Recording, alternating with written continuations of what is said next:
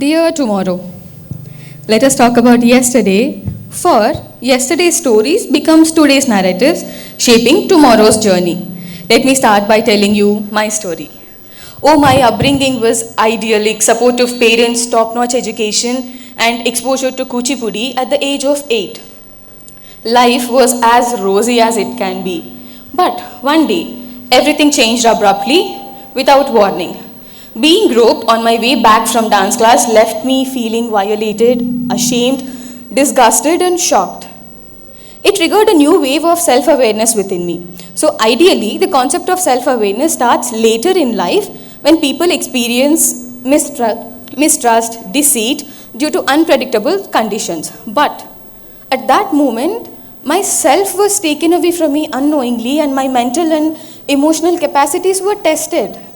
What made it worse was the lack of support or even acknowledgement by the bystanders who were present at the scene of crime.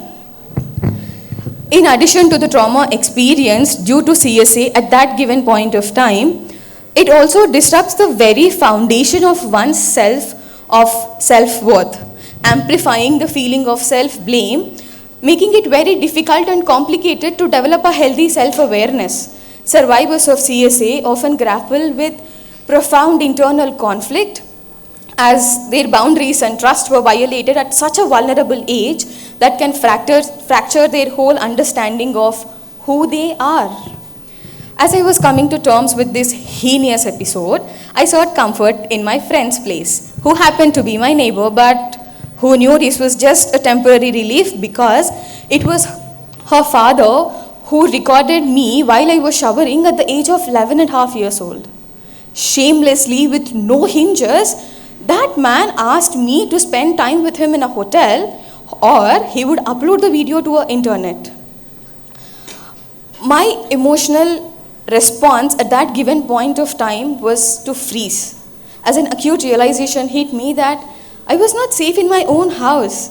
You know, the house where I took my first steps, the house that witnessed my first ever kuchipudi performance, the house where my mother taught me that, Beta, love is not a feeling, it is a place where you can feel unconditionally at peace and safe and secure. Picture this, I am there, minding my own business and bam, freeze.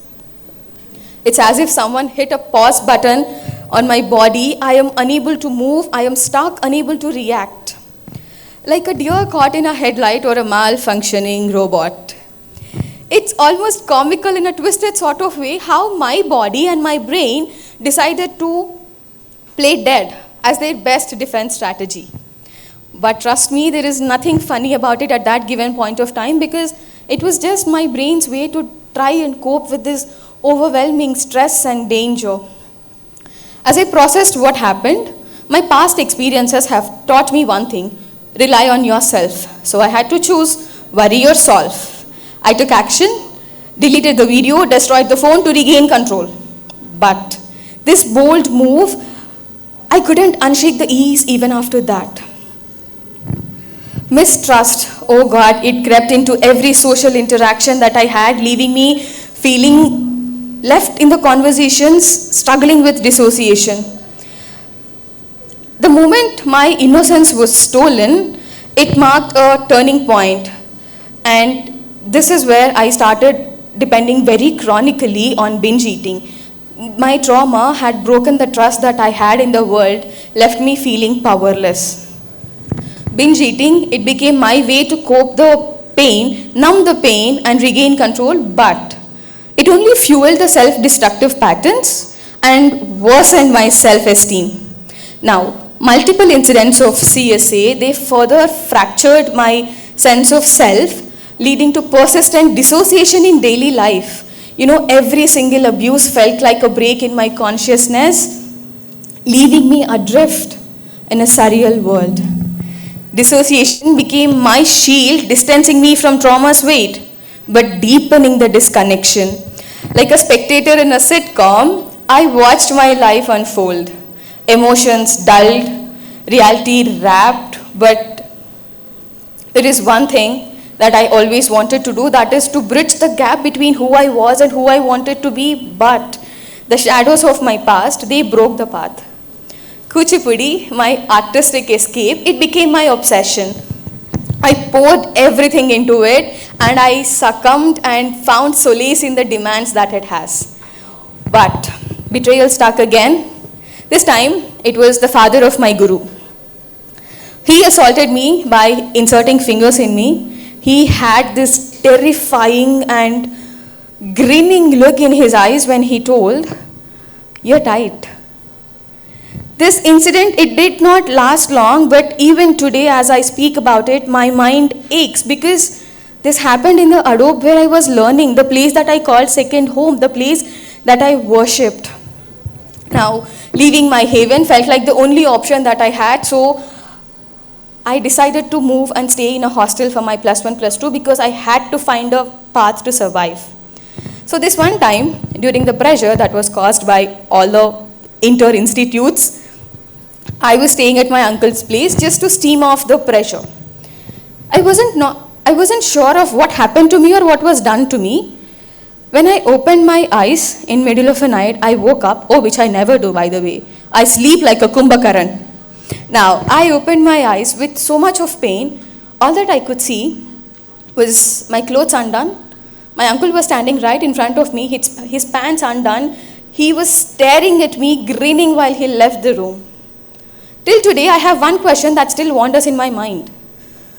Was I raped? Or was I not? What happened to me? Now, these repeated violations, they left me chronically isolated and emotionally drained and distant. Now, this is where depression settled in. It came with his friends, guilt, isolation, constant sadness. My mind was so ashamed of grief and the guilt that it had to process. The fact or the thought of telling to someone became so terrifying because the backup questions, they gaslight your own mind. What if they think I'm making jokes? What if they don't believe me? How do I share them, or how do I make them believe that what happened to me is actually a reality, not a figment of my imagination? I eventually found my way back to Kuchipudi, but time tested me again. This time, it was my makeup man who shoved his makeup brushes in me right before my performance. Trapped in helplessness, I wrestled with showing up or succumbing to the despair, performing flawlessly like a beacon of joy on stage, while consumed with vengeance, anger, and a storm of self-loath, disgust, shame. The whole weight of it was completely crushing me down. I found solace in a man, but his true colors emerged when he blamed me for my past experiences. It was a pivotal moment where I had to choose between standing up for myself or letting it be okay with the mistreat. Experiencing child sexual abuse, what happens is they inflict a very deep wound that echoed through every single phase of my life.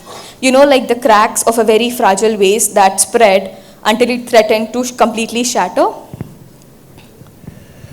From that moment that I was abused, a seed of self-blame, it took root within me. It was blossoming like a thorny vine of guilt, completely wrapping around my psyche. I became convinced that I must have done something, to invite all such heinous acts, as if I was the complicit in my own suffering. This distorted feeling, it festered and it fueled a cycle of shame that completely gnawed into my self-worth until there was nothing remained except for a broken, tattered pieces. In the shadow of this shame, I took shelter in isolation, withdrawing into myself like a hermit retreating into the cave. The outside world is full of labyrinths of potential threats. Every interaction that I had is tinged with suspicion, tinged with fear, tinged with guilt. Trust, which was once very given very freely, became a very, very rare commodity like hoarded gold in post-zombie wasteland. And yet, despite all my efforts to completely build walls around my heart, the pain of abuse somehow seeped through the cracks, poisoning every single relation that I had and every single interaction that I had, until I was left utterly alone in a room full of people. Suicidal ideations, they became a very familiar companion, whispering sweet promises of releasing me from the suffocating weight of existence. It's like a siren song, very seductive in its simplicity. Just one act, maybe just one final act to release the pain, where that is the only companion that you can find. But then, there is a teeny tiny spark. Oh, that spark. It refused to succumb, and it kept on going. And it was that spark that led me into my therapist's office, very trembling with fear and hesitant. And I think that's when I realized that I would embark into a journey of healing that would change the whole course of my life forever. Therapy became my lifeline, a beacon of light in the musky waters of trauma. Through the guidance of a very compassionate therapist, I realized that I can confront the past demons, and I shined the light into the deepest and darkest corners of my soul, and I reclaimed the pieces that I've long abandoned.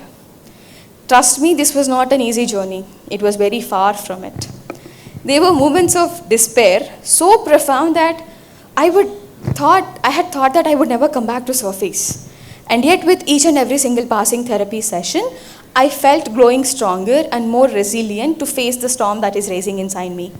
Along the way, there were moments of levity among the darkness. Like this one time, I mistook my therapist's homework as literal homework. I showed up with pen, notebook, highlighters just to ace the assignment. We laughed till tears streamed down our faces. The sound of laughing echoed the room like a bell tolling the end of my suffering. In that moment, I realized healing was not about just confronting the pain. It was more about smiling. It was more about finding joy in sorrow and laughing in the face of despair. Through therapy, I discovered that healing is not a destination, it is just a journey. A winding path that actually flows through valley of despair and peaks at hope, guiding me towards a life which is not led by trauma, but led by growth and resilience. And I do understand that the scars of my past may not go away completely, but now I wear them as badges of honor, more like a testament towards the strength that lies within each and every single one of us, just waiting to be unleashed. Eventually, I found my inner strength, and I shared the incidences and feelings with my best friend. Sharing my story with Humans of Bombay became my turning point, which also catalyzed my family's understanding of the abuse that I endured, and it had a very profound impact on the support that they showed towards me. Now, this whole fiasco that has just happened, that became a pivotal moment that completely spurred me into founding and starting my own not-for-profit, that is NPO, on December 1st, 2021, which is focused and dedicated towards empowering abuse survivors and educating both children and adults on grooming science. Through workshops, seminars, community outreach, we have reached over lakhs, empowering them and providing them with the knowledge of grooming science and with the knowledge on how to identify this predatory behavior and how to resist it. And let us not forget, for survivors of CSA, letting love in is like navigating blindfoldedly through a maze fold. Now, the whole concept of physical and emotional intimacy is like it's thrown into a blender and taken out, and you have to arrange the pieces where half of the pieces are missing. And here comes the cherry on top of my healing journey. A man who defies stereotypes with every single step that he takes. He is like a superhero dressed in a normal boy clothes. He is always there to support me like a rock whenever I need. He's so tuned into me with all the little quirky things that I do, like the way I rearrange my fridge magnets alphabetically when I'm so stressed. And get this, His wallpaper? It's completely decked with Taylor Swift quotes. It's as if his way of telling, chill, I am here for you, but so is Taylor Swift. Dear tomorrow, this is not my end or a latency period, but this is just a new beginning where the whole world is yet to see the best of me and the best of society, where every single child is safe. Every single child is free from abuse. Thank you.